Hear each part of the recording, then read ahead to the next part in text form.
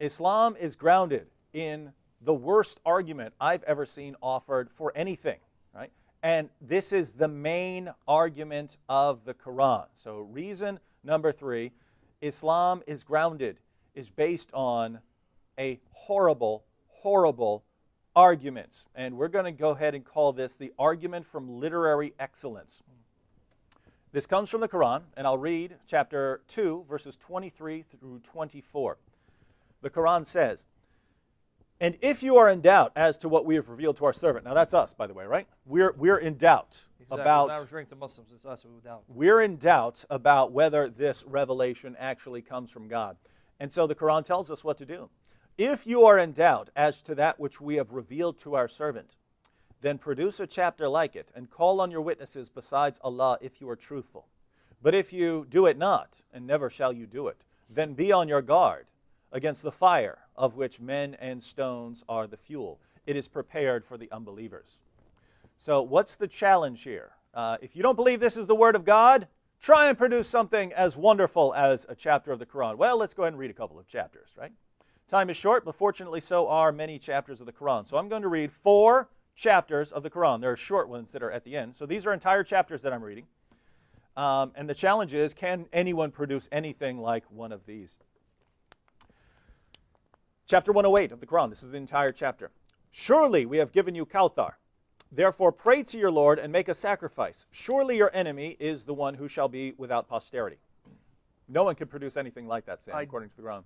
Dare you to produce something like it. Come on. Chapter 109.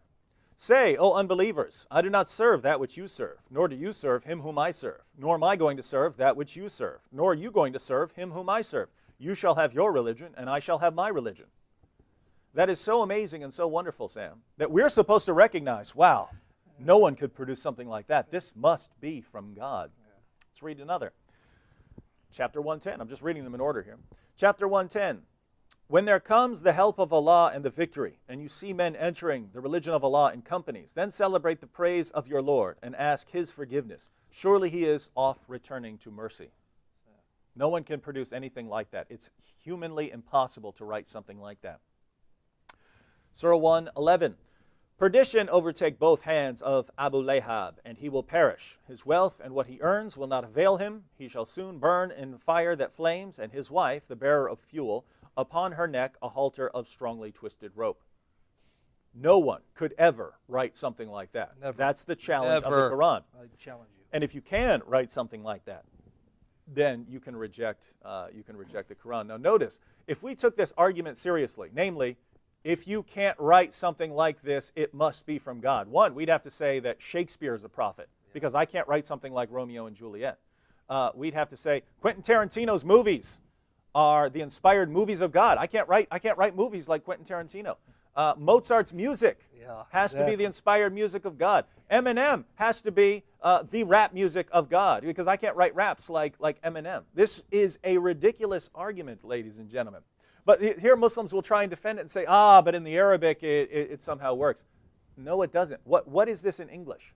What is it? What are these verses when we read them in English? It's just a series of words arranged one after another, put into an order to convey some sort of meaning. What are these things in Arabic? A series of words put in some kind of order to convey some sort of meaning. That's the problem. To say that these passages could only come from God, you'd have to say human beings could not put words in this order. But human beings can put words in any order. There is no order of words in the Quran that a human being could not put into that order, right? Yeah, exactly. You can't say that. It's like saying, oh, look, these Legos, I've arranged these Legos into a tower that only God can make. What are you talking about? This is absolutely nonsensical, and this is the main argument of Islam. This was Muhammad's main argument.